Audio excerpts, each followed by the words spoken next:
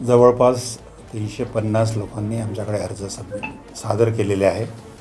त्यांच्या आजपासून आम्ही मुलाखती सुरू केलेल्या आहे।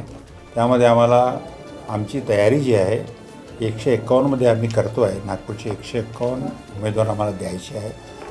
कालच्या आमच्या मुंबईच्या सभेमध्ये आमचे कार्याध्यक्ष शिवणकर होते, पांडे मॅडम होत्या।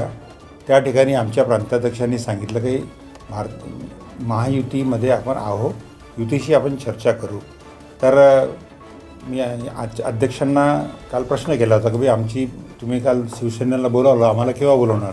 त्यांचं म्हणणं मुंबईवरून तुमचं नाव यायचं आहे, पण आज ते नाव आलेलं आहे।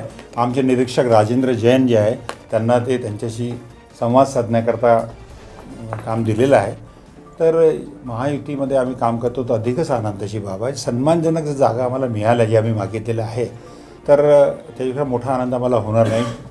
कारण की मोठ्या निवडणुका विधानसभेत, लोकसभेच्या निवडणुकीमध्ये आम्ही त्यांना भरघोस प्रामाणिकपणे पूर्ण मदत करतो।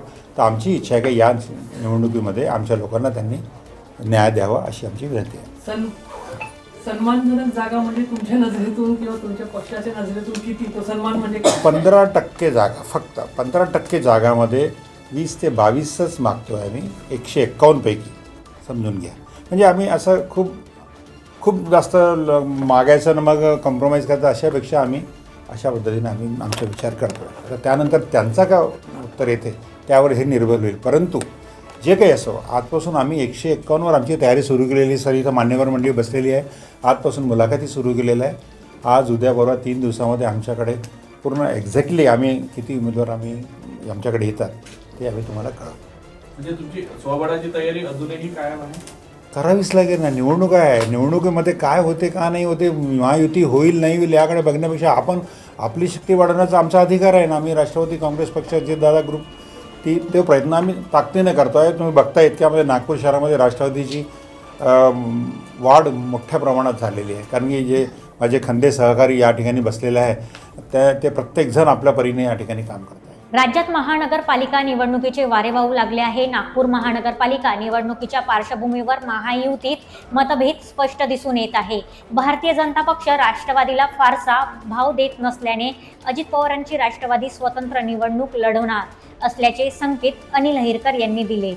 सन्मानपूर्वक जागा न मिळाल्यास नागपूर महानगरपालिकेतील सर्वच 151 जागा लढविण्याची तयारी राष्ट्रवादीने केली असल्याने त्यांनी सांगितले आहे। आजपासून राष्ट्रवादी काँग्रेसने इच्छुक उमेदवारांच्या मुलाखती घेण्यास सुरुवात केली आहे।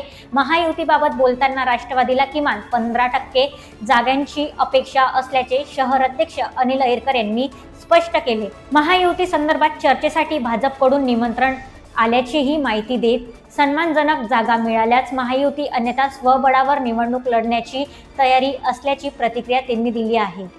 मी देशोन्नतीकरिता स्नेहा भोगे, नागपूर।